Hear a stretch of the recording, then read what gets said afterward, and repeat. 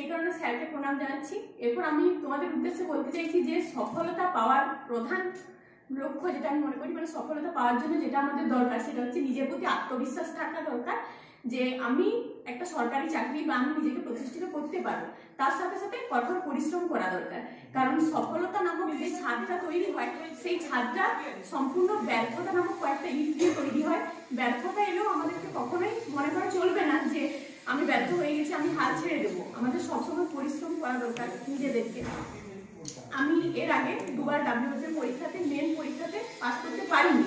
তারপর তখন আমি নিজের প্রতিজ্ঞা নিয়েছিলাম যে আমি পাস করতে পারিনি বলে আমি ছেড়ে দেবো আর পরীক্ষা দেবো না, এটা আমি কখনোই ভাবিনি। আমি ভেবেছিলাম যে আমি এবারে পাস করতে পারিনি, পরের বারে আমি একটা র্যাঙ্ক সহকারে যেন লিস্টে আমার নাম দেখতে পাই। তো কলকাতা পুলিশ কনস্টেবলে আমি 113 র্যাঙ্ক করেছি। শাবাশ। আমি যখন বলবো যে যোগ্যতাটা দরকার, সেই যোগ্যতাটা আমার অবশ্যই আছে। যে অঙ্ক বা ইংরেজি বা যে জিকেটা আমার জানা দরকার সেগুলো আমি সবই জানি, কিন্তু ওই 1 ঘন্টা টাইমের মধ্যে আমাদেরকে পরীক্ষার হলে 1 ঘন্টা টাইম আমাদের 85টা কোয়েশ্চেন থাকে।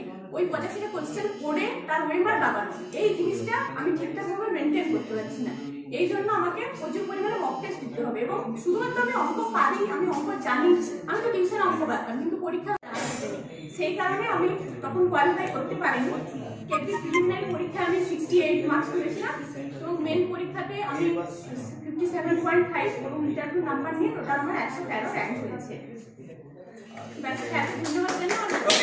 সবাই একবার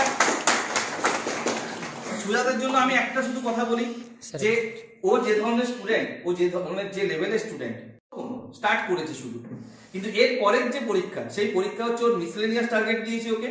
ফার্স্টে মিসলেনিয়াস পেতে হবে, তারপরে কিন্তু WBCS এ গ্রুপ সি গ্রুপ ডি এই জায়গাটা যেন ও টার্গেট করে। ওকে, এবং আমি মানে এটা এক্সপেক্ট করছি যে এই যে পরীক্ষার প্রিপারেশন নিয়ে তুমি শুরু করেছো এটা যেন কন্টিনিউ থাকে।